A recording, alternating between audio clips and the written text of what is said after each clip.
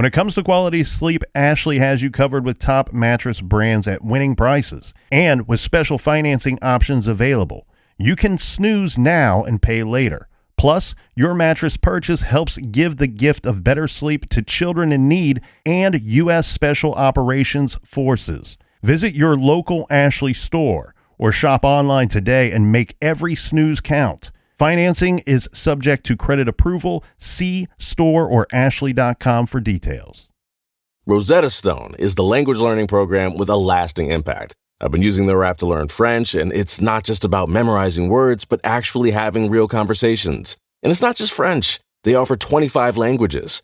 Right now, Rosetta Stone has an awesome holiday deal, 50% off their lifetime membership. Every language, unlimited access forever. For anyone keen on diving deep into a new language, check out rosettastone.com. It's a game changer.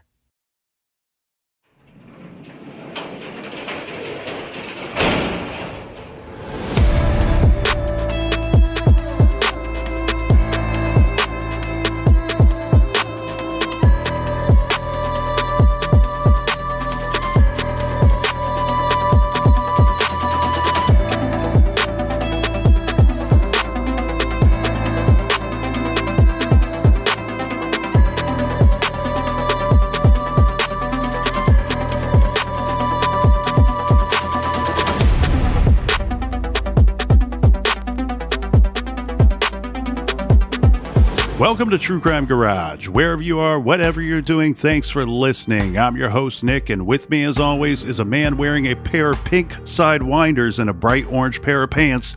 Ladies and gentlemen, the Captain. It's good to be seen, and it's good to see you. Thanks for listening, and thanks for telling a friend.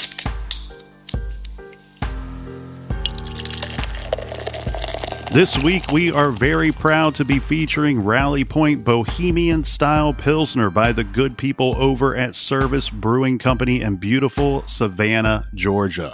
Rally Point is a Bohemian Style Pilsner with the perfect balance of sweetness and bitterness for a crisp, refreshing finish. 4.6% ABV.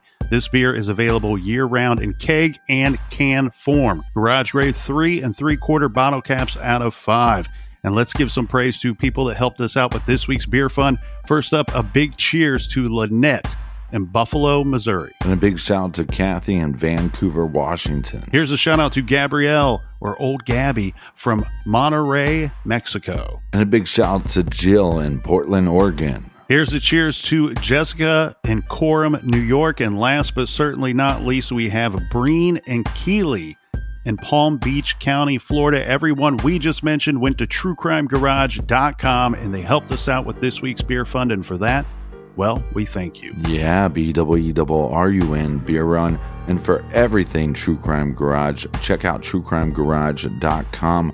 We just released the True Crime Garage Halloween t-shirts and hoodies, so check those out at truecrimegarage.com.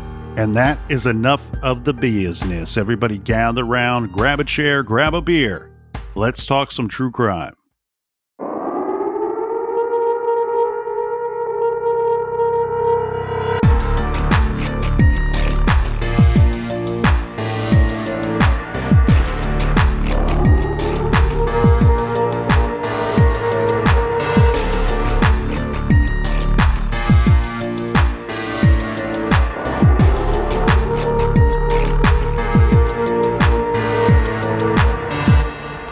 There are few things more terrifying than a tornado. When the sirens go off and the clamoring wail warns of an impending force of nature strong enough to lift a home off of its foundation, the human instinct is to run, take cover, and pray. We are all taught at a young age to love Mother Nature, but to fear her wrath as well. When it comes to a tornado, our parents taught us to take shelter in our basements. At school, we would take cover under desk. But what about a 2-year-old? Little kids have to rely on the protection of a parent or the help of a caring adult.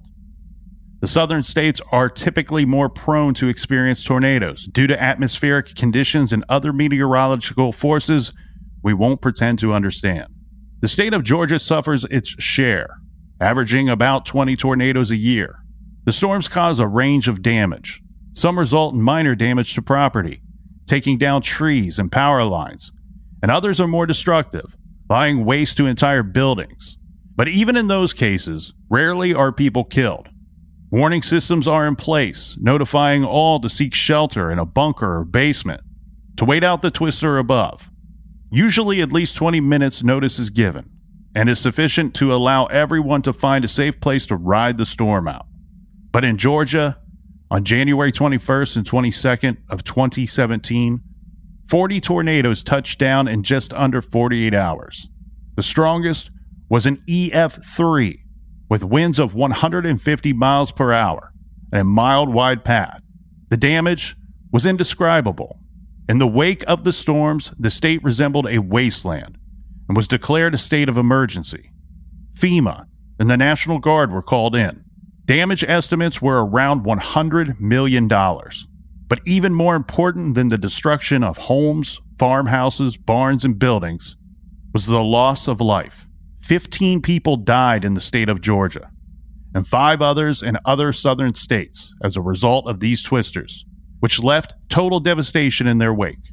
Entire neighborhoods were flattened by the storm. One of the areas hit in Dougherty County was a mobile home park located in Albany. This was Piney Woods Estates Mobile Home Park, occupying the 3500 block of Sylvester Road.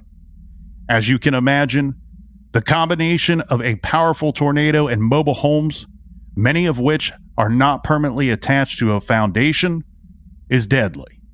Around 3:15 p.m. on Sunday, January 22nd, the tornado directly hit the mobile home park. According to the Albany Herald, it stayed on the ground for 71 miles, ripping across the county. And within minutes, most of the mobile home park was pretty much wiped out. Some of the trailers were reduced to matchstick-sized pieces of debris. Trees from the woods surrounding the park were everywhere. Sinks, toilets, grills, and furniture were stuck in trees, and cars were overturned. It looked like a zombie apocalypse, with disoriented people staggering for help. One CNN reporter described it as looking like a nuclear bomb went off. 145 people who were displaced by the storm sought shelter at the Albany Civic Center, turned into a makeshift hostel for the newly homeless. It was chaos, and displaced residents despaired at the total loss of their homes and their belongings. This week's true crime story is less about those terrible storms that affected so many people and more about what was brewing behind closed doors. This is True Crime Garage, and this is the case of Detrez Green.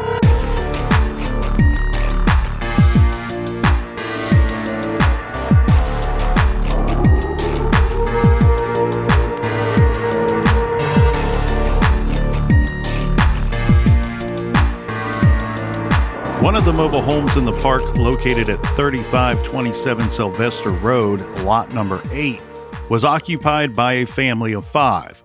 On Sunday, January 22nd, young parents Kevina Green and Adasia Rainey and their 3 young children, 2 boys and a newborn girl, weathered the storm in their mobile home. They had decided not to heed the evacuation warnings that had blared throughout the park.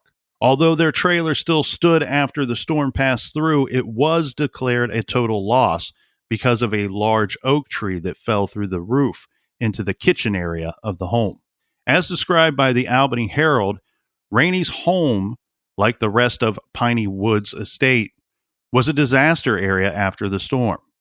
Photos of the wrecked trailer show dirt, litter, shoes, and toys amid piles of debris. And as they picked themselves up and came to their senses in the new quiet after the storm, Kevina and Adasia noted the absence of their 2-year-old son, Detrez. So we have here, Captain, the Green family. It's going to be a family of 5. We have Kevina Green and his partner, Adasia Rainey. Often, I want to point out that in a lot of these news articles and news summaries of this story that we're going to be quoting and mentioning throughout our story and our timeline of this case, they will often refer to Adasia Rainey as simply by her last name, Rainey, and often Kevina Green by his last name, Green. So I don't want anybody to get confused as we move our way through this story here. Standing outside of what was left of his home, Kevin Green described for a CNN reporter the last time he saw his son, Detrez. Now, keep in mind, Detrez is 2 years old. Quote, last time I saw him, he was playing with a toy. I just hope they can find him, you know. I've been crying, man, but I don't want to cry in front of the cameras, you know. This is what Kevin tells the reporter. He goes on, speaking with the reporter, to say, see that tree right here? It kind of divided me. And then he's asked, were you with your 2-year-old when this happened? He responds, no, sir. Well, we were in the same area, but we weren't together. Kevin explained, the last time I saw him, he was right by that door. I was cooking, and he was kind of right by me, kind of. It's real difficult. I can't find my son, don't got a place to stay. Those were his statements to CNN. Jerry Green, Kevin's brother, he told the following story to the Atlanta Journal-Constitution. According to Jerry Green, Kevin told him later they were watching TV when the storm hit, and Detrez was playing with a remote control car on the kitchen floor. Quote, he said he could hear the storm and strong winds and everything blowing. Detrez was near the kitchen door when it flung open. About the same time, a massive tree fell and split the trailer, separating parents from the child on the other side. Adasia started toward Detrez, but Kevin was afraid she'd get hurt and threw her down. With the kitchen door open, the wind pounded. The parents screamed in the darkened afternoon and wondered how they would save their boy until, quote, it snatched my nephew out of the trailer, Jerry Green said. Detrez's mother, Adasia, never spoke to the media. It sounds to me, Captain, like did she not speak to the media on that day? I don't think, nor could I find anywhere that she ever spoke with the media in regards to this situation. We have a lot of her statements that are coming secondhand through people that know her. Yeah, she could be just too heartbroken to speak on the matter. She's reportedly to have told investigators that Detrez slipped away from her and walked into the kitchen area toward the back door of the trailer just before the massive oak tree crashed through the roof. Now, Adasia told emergency responders that she did not see the child leave the home or get swept away, but believed that indeed he had been carried off by the storm. And this is what she told her family. Well, same kind of story, but sort of. So Willie Rainey, this is Adasia's grandfather, he tells the media, quote, Adasia told me that he, meaning Detrez, kind of got spooked from the storm and that he ran toward the kitchen. The tree hit the house and the back door flew open and the storm pulled him out of the house, end quote. This was theoretically possible, of course. After all, the average 2-year-old weighs about 27 pounds. Literally nothing too powerful for an EF3 tornado. Everyone agreed that a storm that powerful, could take a trailer off the ground, so it certainly could have taken a 2-year-old child. Well, think about the pounds of pressure it would take just to open up the door. We don't know if that door was locked or unlocked, but or latched. Yeah, and then also the pounds of pressure and the force that would have to rip a tree out and smash into the mobile home. And I want to be clear about something before we move on here, Captain. When we say Adasia told emergency responders are responding to that area immediately after the tornado leaves the area. These are not statements that she gave to those responders when they are arriving on scene. And we'll see how that breaks down as we go through our timeline here. Now, Captain, here's a breakdown of day one of the search for little Detrez Green. So within an hour, this is exactly what I'm talking about right here. Within an hour after the storm hit the park, emergency management officials convened on Dougherty County to survey the damage and to assist people who were injured, stranded, or otherwise. Although first responders were swamped and overwhelmed by the number of people needing aid after the storms passed through on Sunday afternoon, of course, a missing toddler swept up by the storm will take top priority. Sunday night, note the times here. The tornado rolls through there about 3:15 that afternoon. Within an hour, emergency services are in the area. They're at this mobile home park. it's not until that night that they're searching for Detrez, and we'll find out why here in a bit. But by Sunday night, Captain, it was all hands on deck in the search for Detrez Green. We have dozens of Albany search and rescue personnel, members of state agencies.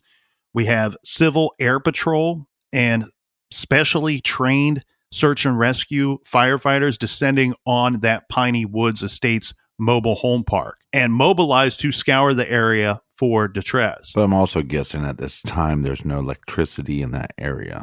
No, but the personnel that we're describing here would be used to that type of situation. And given the area, the southern states are more prone to these types of storms and tornadoes than up in the north and other parts of our country. This is not their first rodeo. And so they know what they're doing and they're experienced, right? They know where to look. And we have this statement that kind of backs this up. This comes from the Dougherty County Search and Rescue Team member, Lan Scala, who told WTXL, quote, "We started working this area based on the rotation of the winds. If the child was taken out of the home and sucked over to the side where we thought he might have landed. Mm-hmm. So we took all these debris fields apart, and the Georgia Search and Rescue Team came in and went back to the house the child was supposedly living in and took that debris field and house apart. We covered out to the northwest, going out to the bypass just to make sure that the child was not carried out in that direction of the storm." So what he's saying here is, based off of the information that we had, based off of the information and of the storm itself, right, and the direction that it was traveling and what we've seen from previous storms and previous damage done by these types of tornadoes, we had a good idea of what area to prioritize when looking for this little boy. And so he's saying we started with this area. We didn't find Detrez. We didn't find any trace of him, right? We're not finding clothing or shoes or anything belonging to the boy or anything to indicate to us that he ended up in this area. So then we're moving on to the next most likely area that he would be, to the point where eventually they're finding themselves at the next prioritized area being the trailer itself, being his home itself, to make sure, hey, he's not under the tree. He's not remaining in that area. So the searchers basically dismantled what was left of the family's destroyed mobile home, making sure that Detrez wasn't under that fallen tree or in the rubble of the home itself, either injured, scared and hiding, or otherwise. Now, per WALB, rescue crews searched through every inch of that home, and both cadaver and search dogs were brought in to aid in the search for Detrez Green. But a very difficult situation because, like you said, he's under 30 pounds. He's a small little child. We have big pieces of debris that have fallen all over the place, have been moved all around. This is a very difficult search. Extremely difficult. You're absolutely right. Now, let's go through days 2 and 3, because day 1, unsuccessful. Now, they didn't get started until Sunday night, but let's see what happens with days 2 and 3 as the intense searches continued for Detrez Green. So we have searchers combing through what was left of the surrounding homes next to Green's parents' home, and the woods that is around the park itself, the mobile home park itself. In total, the search parameter was a half-mile in diameter. Quote, "We are doing everything we can to try to find this child and hopefully alive," stated Dougherty County Emergency Management Agency officials on Tuesday. Helicopters hovered over Piney Woods Estates and the surrounding woodlands and swamps, searching for any sign of the boy. Now, Captain Bobby Spargo of the Albany Fire Department told the Albany Herald, quote, "We have our Georgia search and rescue teams in here today. They have gridded off the search area, and they are taking it inch by inch. They're not moving a foot forward until they see dirt. It is going to be a long, drawn-out process. As far as we know, the boy is the only missing person from this area. It was tough going because this area is swampy, with areas covered in thickets and brush, As you said, Captain, debris was everywhere, and parts of the surrounding landscape were actually flooded with stormwaters from 4 inches of rain that the area received over that weekend. Now, search crews had to hack their way through the brush and cut through downed trees.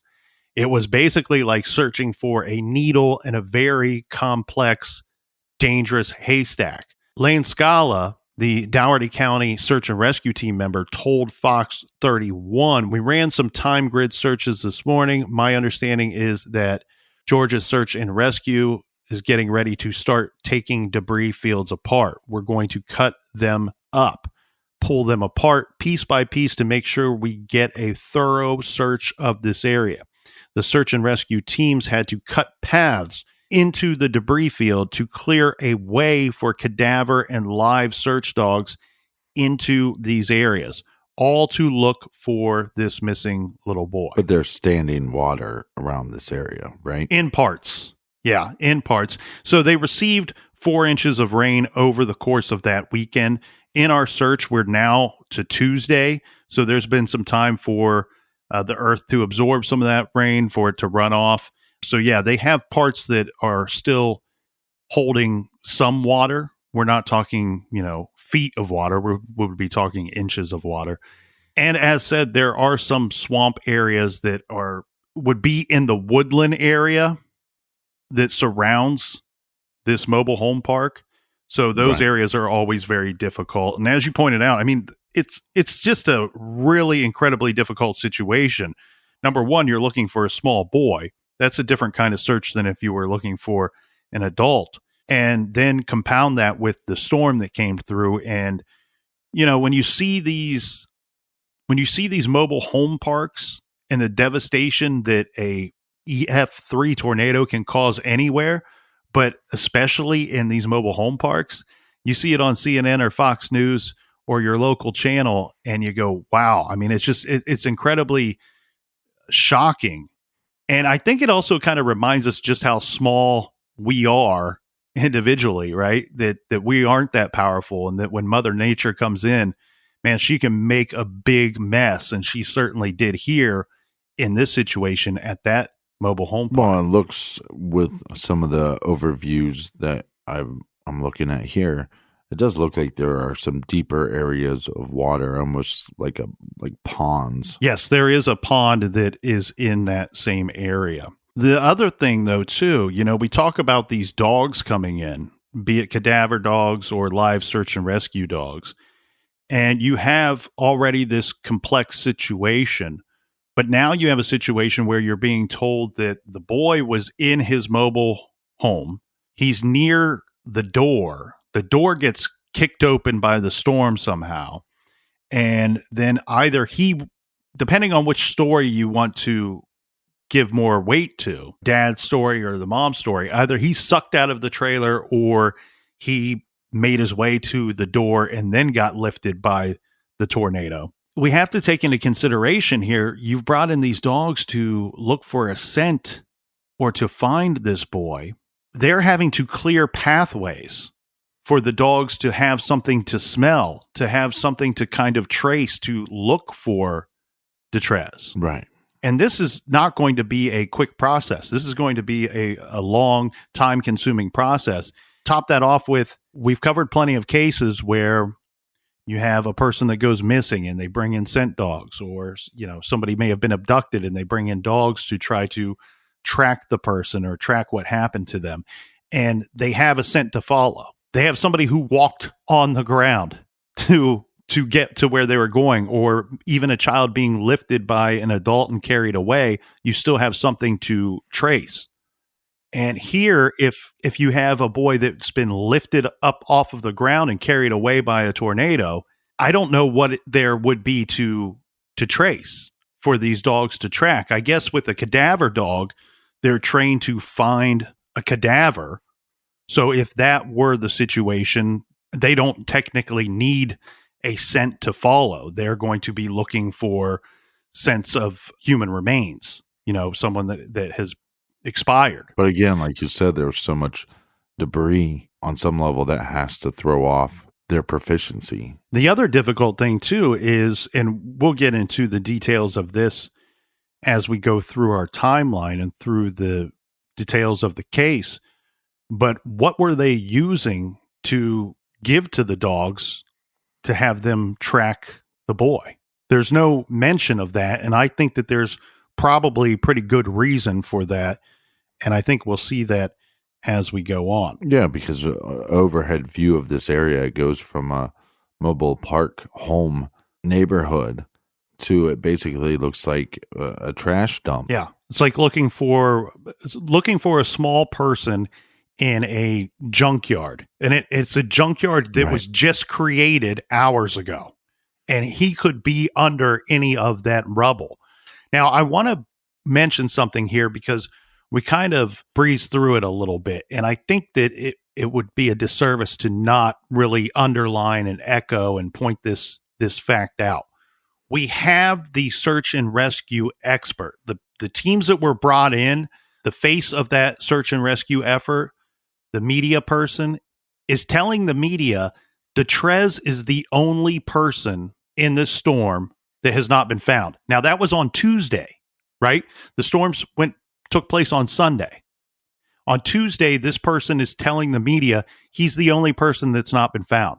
This storm wreaked havoc on the area. There were people that lost their lives, maybe not in this immediate area, but in the overall spectrum of where this tornado hit, there were people that lost their lives. Basically, without going into too much information here, what that person is telling us is we found all of the other people that were carried away or affected by the storm, be it dead or alive. We've located everybody else. This is the only person that we have not been able to locate, number one. And number two, we don't have any trace of this boy as well. It's very bizarre. And we're going to see some more bizarre activity as we continue on here. Death by tornado is kind of all over the map. 2021, we have 73 deaths.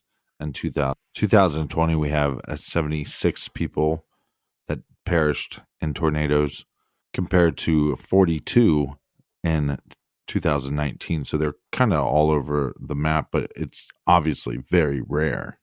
And it's going to be completely based off of, how many tornadoes you have and then the severity of those storms themselves, right? Because if, we have statistics on car accidents and people that die in vehicle related incidents.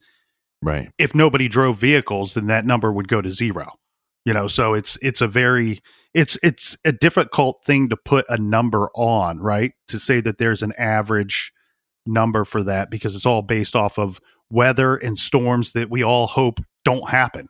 Well, and again, the fluctuation varies just in the amount of tornadoes that we have 1,000 one year to 1,500 the next year. Wow. I mean, that's a significant jump. It's not like we can say, well, we know for certain there's going to be 1,500 tornadoes every year. I've been very lucky. I've experienced a lot of tornado warnings and really only 2 real tornadoes that hit my immediate area that I can recall.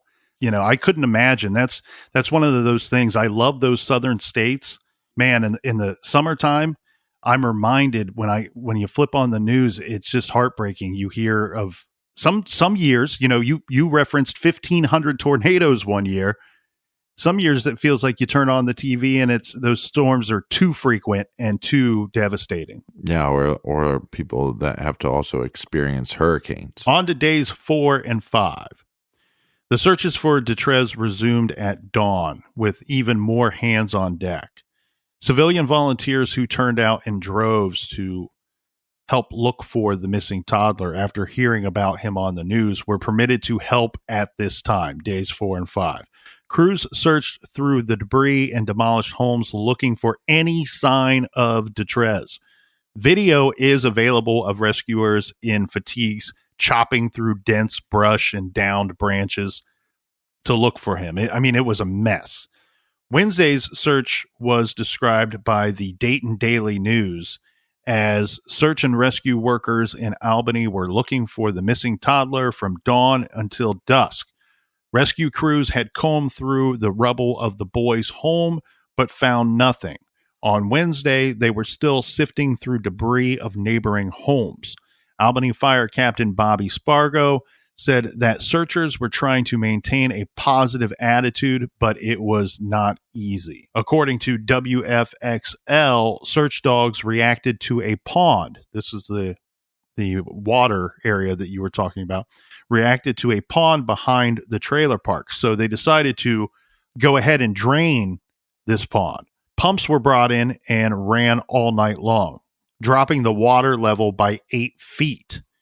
Then the Lowndes County dive team was brought in to comb the depths of the shallow, murky water. Searches continued for 5 full days, and during these 5 full days of searching for little Detrez Green, there was no sign of the missing child. Well, and if you just do a simple Google search on the power of tornadoes, tornadoes have picked people and items up, carried them some distance, and set them down, sometimes without injury. But they also have been known to pick up people and animals and have transported them up to a quarter mile with more serious injuries. I couldn't imagine being carried a quarter of a mile away. I mean, just insane. Now, searchers for Detrez found nothing, as we said. There was some evidence of him, or of a child anyway, inside the home that he lived in. Mm-hmm. Photos of the wreckage show children's shoes and such, but Detrez was nowhere to be seen. And as we pointed out, he's supposed to be one of 3 children living in that trailer. So to say that they found evidence of him, I think they're going out of their way here to tell us, Captain, we found evidence of a child, not specifically Detrez Green. Right. Lon Scala told WTXL that it was very rare for a person to vanish without a trace during a tornado, saying, in a search situation, usually we find some clothing, we find some human articles we can tie to the victim. In this case, we didn't find anything. Do we have a report on what he was wearing, though? Because he's a toddler, so it's like, you know how many times you go to your friend's house when they have a little one and he's just kind of walking around in diapers or maybe a onesie. Right. And that's, I mean, again, we're going to see the complexities of this case get even more complex as we go, because what we don't have here, Captain, is we don't have parents in the area helping with this search. We don't have parents speaking with law enforcement and search and rescue to help in any way with the search. Right. So we have this incredibly difficult search going on, and mom and dad are MIA, right? What our search expert is saying here, basically, what he means is that normally things belonging to the missing person, be it an adult or a child or what have you, clothes and so on, should have been found in the search area somewhere. But these weren't found. Nothing was located in this situation.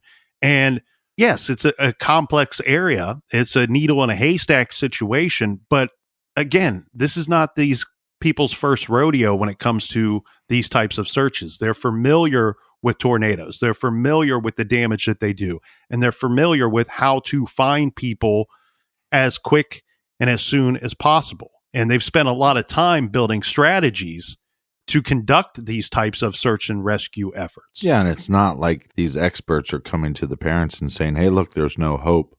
Don't worry about searching for him. There's no hope. There's no sign of him, and there's no hope. When you have experienced, like you said, trained experts, it's hard to know how one would react, especially if you saw him. Or look, like you said, this is a traumatic situation. There could be things that they did see him get swept away by the tornado, and they just can't remember it with details because it's a traumatic thing. But so maybe subconsciously they know that their child is gone, and we don't have to, there's no point of searching for him. But if it was me, I'm looking, as long as I can stand, as long as I can move, As long as I can keep walking, I am looking for this child. Everybody out there in parts unknown, please make note of this. If I go missing, I want the captain in charge of the search and rescue efforts. He's not stopping until the colonel or whoever he's looking for is located. And that's what these search and rescue personnel were attempting to do with Detrez Green. But don't you find it strange that these strangers are willing to put more effort into searching for this child than his own family members? Well, and of course, and that will lead to all kinds of questions in regards to the family dynamic, Detrez Green, what was going on with the family. Are we to believe any of these stories that we're hearing of him being swept away in the storm? Because after more than 5 days of intense, costly, and frantic searching, officials felt that they had exhausted all search avenues.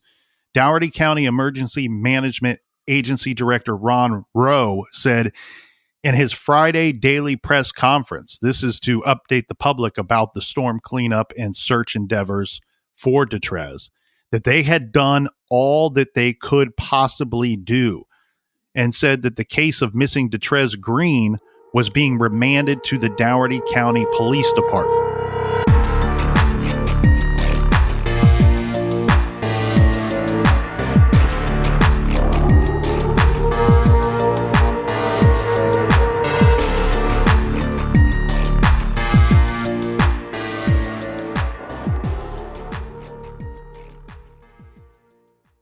This show is sponsored by BetterHelp. Do you look forward to the holidays? Maybe you struggle with seasonal blues.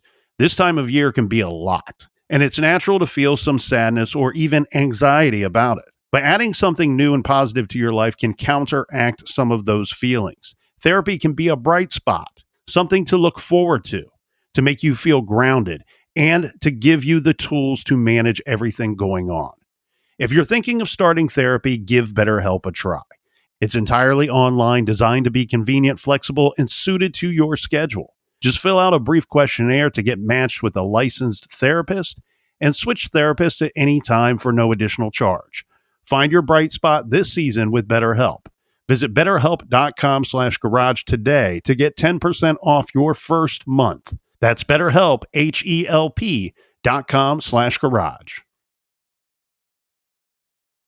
Rosetta Stone is the language learning program with a lasting impact. I've been using their app to learn French, and it's not just about memorizing words, but actually having real conversations. And it's not just French. They offer 25 languages.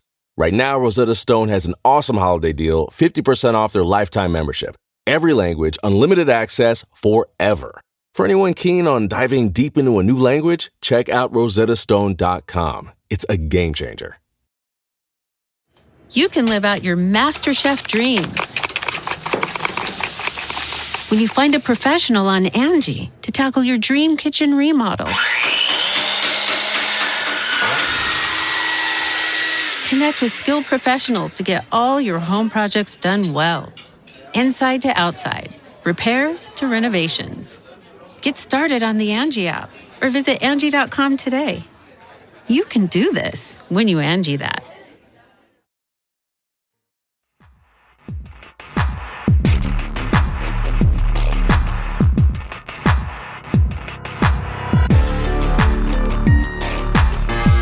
All right, we are back. Cheers, mates. Cheers to everybody in the front, back, to the sides. Especially the sides. Cheers. How'd you all get in the sides? Yeah. Standing room only. Cheers to you, Mr. Captain. Now, we have a statement here in regards to where we left off, right? Where we have the emergency agency director, Ron Rowe, telling us, we've done all we could. And now we're handing this over to the police department, to the Dougherty County Police Department. And his statement is as such. We've had over 200 personnel here in town, including Georgia search and rescue teams, working hours and hours doing a search and rescue operation. We've cleared all 3 areas, A, B, and C divisions that were gridded off. We have cleared an area to ground level and below at least 150 yards away from the site. We've drained a pond to where you could walk through it. We have put dive teams in other sections of it. We have been 1.5 miles downstream. We have been hundreds of yards past this pond area. We've literally cleared the ground to dirt. We have completed this, and we've officially ended our search for the missing child. We have completed our mission. It is in our best expert judgment that in this area, the missing person is not there at this time. Again, that last line was, the missing person is not there at this time. So this statement is pretty unequivocal, right? Now, per the Albany Herald, Dougherty County Police Chief Jackie Battle said that going forward, Detrez's case would be handled by the DCPD as a missing persons case, saying, quote, the information we were given is that this child was lost in the storm, and of course, we called in search and rescue, and as you've heard, they've exhausted everything.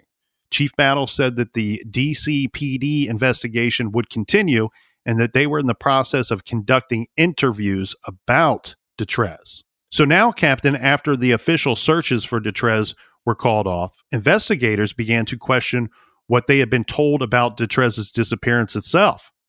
There were some red flags. They told the media. And Sergeant David McVeigh, who was the chief DCPD detective on the case, said they pulled out all the stops in the searches for Detrez, which went on for 5 days, involved hundreds of personnel, and cost several millions in manpower and equipment. We're pretty confident we would have come across his remains, he said, but the oddity of the child vanishing into thin air wasn't the only thing that raised investigators' eyebrows. Something was wrong here, and it started with the parents, Kevina and Adasia. Right. And now in our timeline, the media starts to read between the lines in the official statements about the boy, right? Which hinted that all was not right. And so some members of the media started to do some digging of their own. Here's an excerpt from the Atlanta Journal-Constitution. When the wind died down, residents emerged to see the devastation. Chris Terrell, 33, who lived near Detrez's family, told the Atlanta Journal-Constitution he went to help neighbors at Rainey and Grain's trailer. So he's at Detrez's family's trailer. He says that there he helped extract a baby girl who was apparently unharmed between a fallen dresser and the wall. Terrell said he then asked 2 men in front of the trailer if they needed more help. One of those men was Kevin Green, the other a neighbor, to which both said no. Okay, so to be clear, what this statement means is we have parents, right? We have one of the parents is there with another person standing in front of the trailer. This man just pulled your little girl, your baby girl, from the trailer who was lodged under debris inside the home. This is immediately after the storm. Kevin Green supposedly has a missing 2-year-old at this time, immediately after the storm. The storm that supposedly took the child, according to his statements and his eyeballs, what he says he saw with those eyeballs. And he's asked if he needed any help. And apparently, nope, we're all good, right? What parent in their right mind who could not find their child would say no to an immediate offering of help? He saw it with his own balls. But he doesn't need help. When he says, hey, I'm all good here, we're all good, we don't need no help, it's because they ain't looking. So if you ain't looking, then why would you need help looking? They ain't looking, and part of me wonders, have they not come up with this scenario yet? Right? Mm-hmm. Have they not come up with the idea that their child was taken by the storm because it was too fresh, it was too new, and old dad ain't that quick? Then we have others who also noted the disinterested reaction of both of Detrez's parents. They go on the record to tell us what they were witnessing. Now, the following is all from the Atlanta Journal-Constitution. So we have Lisa Cooley. This is Adasia's aunt. These two were very close, with Lisa being a mother figure to the young woman. Lisa told the Atlanta Journal-Constitution that her niece and Kevin's behavior after the tornado was odd. Lisa said she never saw Adasia cry, and she was shocked by how soon her niece referred to Detrez in the past tense. And Lisa's sister, Whitney Rainey, said she confronted their niece about Detrez. They were having a video chat, and Adasia wouldn't look her in the eye while telling those last moments, talking about those last moments in the trailer. Well, I was just going to say, I mean, these are major red flags. You're not asking for help. You're not even looking. You don't seem to be concerned. You seem to have no emotion. And now when you're talking to a family member, you can't even look at them straight into the eyes. And what I find so interesting about this here, Captain, is in regards to Kevin, but more importantly here with Adasia, is that we have people saying, look, this doesn't feel right. Something's wrong here. And that's not just law enforcement or the search and rescue teams. Now it's her own family, people that she was close with, people that would have her back. They're the ones saying there's something off here. There's something strange going on. Yeah, I think the first question for law enforcement is it possible for this child to be swept away by the tornado? And you go, yes. And then even with the expertise of the search team, you start going, is it possible that this child was picked up, moved? We know that the actual adults have been picked up by tornadoes and moved a quarter of a mile. If you have this child moved to an actual moving body of water, if he hits that water, then he could even travel further and you just would never find them. So is that possible? Yes, it is possible. Mm-hmm. It's possible the tornado took him away. It's possible that the tornado took him into a situation that these expert searchers were not able to find him. That is all possible. But why doesn't the parents care? Why does it seem like this child wasn't even in the trailer? Exactly. And that's where we have to call everything into question. You're 100% right. It is possible that he was swept away and they just couldn't find him. Doesn't seem to be likely from what the experts are telling us, but possible. And then you have not just law enforcement questioning the parents themselves, neighbors questioning the parents, but you have Adasia's family, right? If somebody walked up to you on the street, some person you never met in your life, smacked him in the face, walks up to you and says, so and so's a real turd burglar, or Turd Ferguson, or somebody that you've known forever, right? You've known me forever. If I walk up to you and say so and so is a real turd Ferguson, aren't you going to believe me? Doesn't my statement carry a lot more weight than just some stranger or some rando person that you've met within the last day? This is her family saying something's not right here. We don't believe her. We have Sergeant McVeigh, the detective. He said he was concerned because in his assessment, the parents' emotions weren't in it.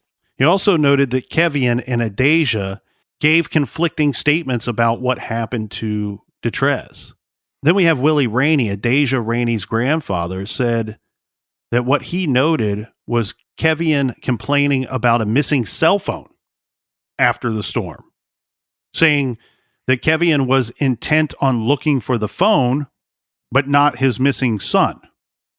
And here's where it gets really interesting. This is per the Atlanta Journal-Constitution article. 6 days after the tornado, a child welfare worker took custody of Detrez's 3-year-old brother and infant sister.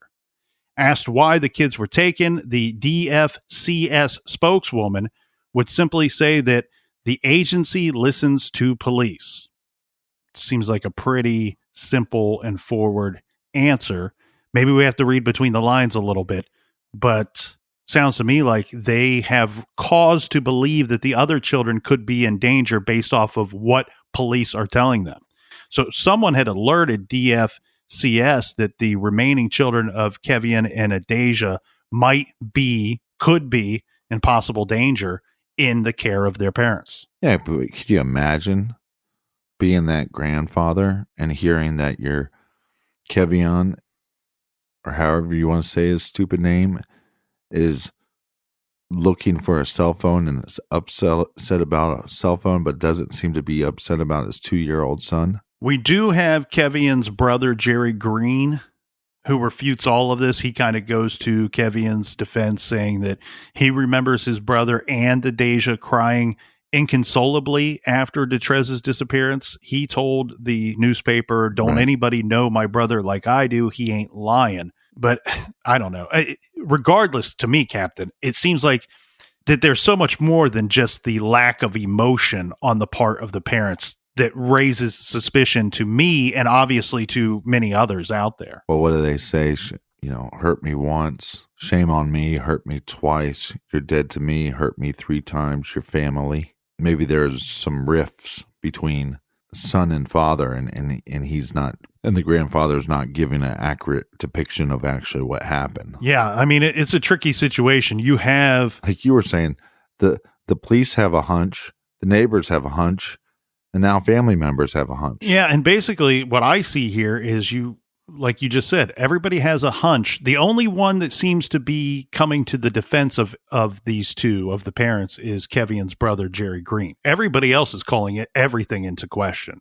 Her grandfather, her aunt, her other family members, everybody else is saying, again, that there's just something that's suspicious here, incredibly suspicious. Let's take that suspicion a step further, because Detrez's parents, they stopped talking to the media after that one initial clip in which Kevian told them that he hoped they would find his son. So that brief little CNN spot is the only time that I could find that either parent spoke with the media in regards to their missing son, which is right. We've been doing this long enough to know that that's an incredibly bizarre behavior.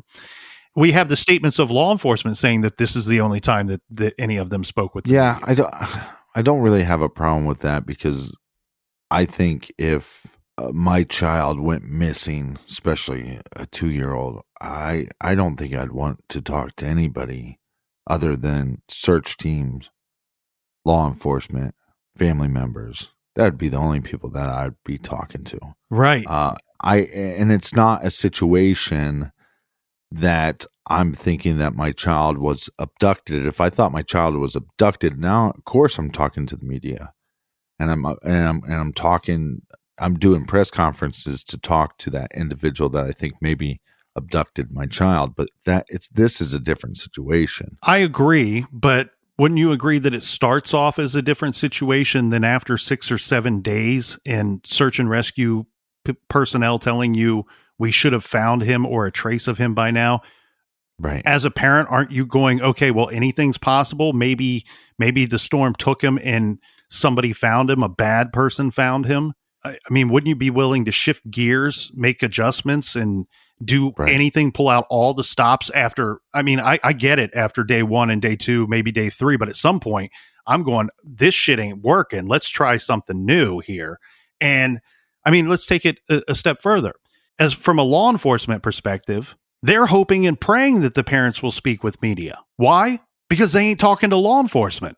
So if they're going to get any statements at all, they're hoping that it will come by way of media. And despite the news media, TV cameras and crews and reporters being all over the mobile home park, staking out the family's destroyed residence and talking to neighbors, no one was found. This is the other bizarre thing. No one was found at the Piney Woods Estates where they lived who ever recalled seeing Detrez ever.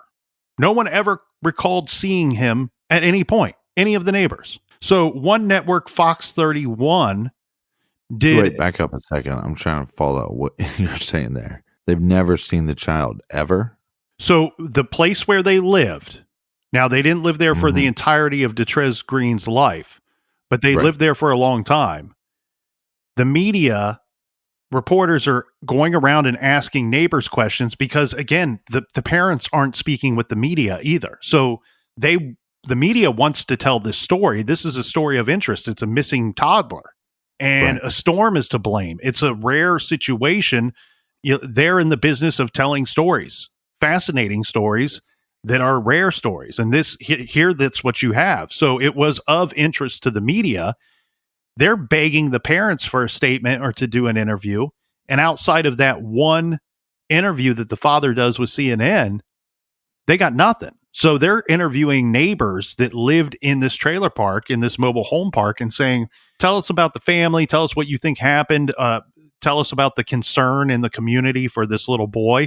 Mm-hmm. And every person after person after person, neighbor after neighbor after neighbor are all saying the same thing. All the time that they lived here, I never saw that little boy.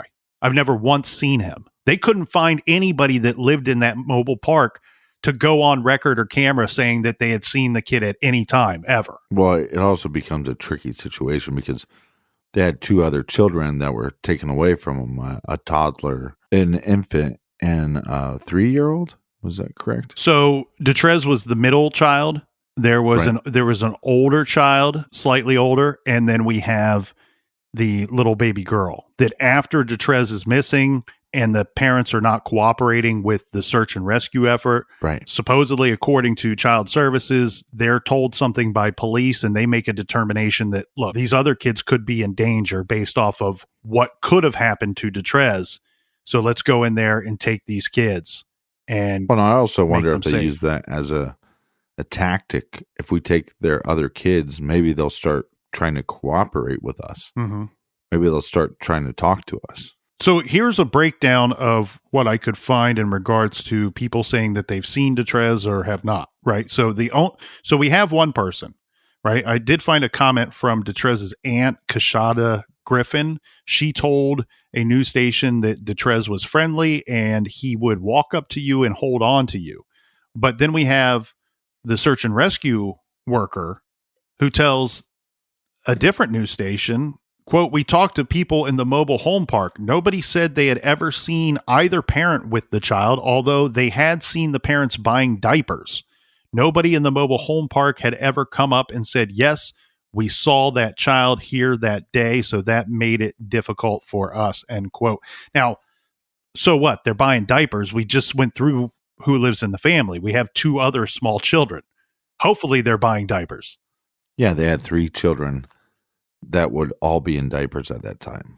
So I think, Captain, we can just outwardly say here, right? Like, so again, despite the news media, TV cameras and crews and reporters being all over the park, can't find anybody to say that we saw him. And then we have the actions or reactions of the parents themselves. They stopped talking to the media after that one interview by CNN with the father. And then you start to remind yourself, this is not how concerned parents act. And therefore, we don't have the parents out creating publicity. We don't have them handing out flyers. We don't have them posting on social media or doing anything at all to spread awareness of their missing little boy. It's almost like if it went down the way they said it went down, it seems to me like they're fine with it, or they're just going to sit back and do nothing and allow everybody else to search, but they're not going to do anything, not actively anyway. So I think we can just say what everybody listening at work and in their cars is thinking, right? Because as you can see, this boy is missing, no doubt about that, but just 6 days or so into the search for 2-year-old Detrez Green, people started to wonder, when was Detrez really seen last?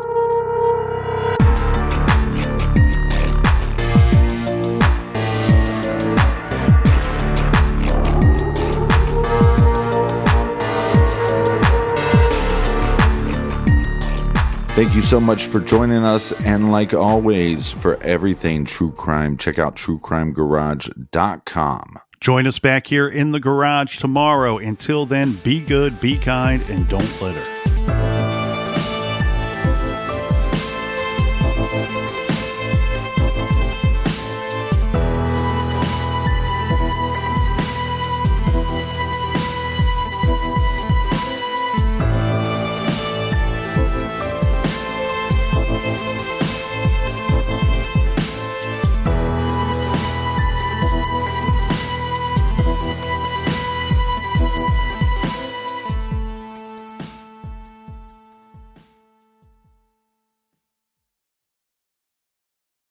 The Angie's List you know and trust is now Angie, and we're so much more than just a list. We still connect you with top local pros and show you ratings and reviews, but now we also let you compare upfront prices on hundreds of projects and book a service instantly. We can even handle the rest of your project from start to finish.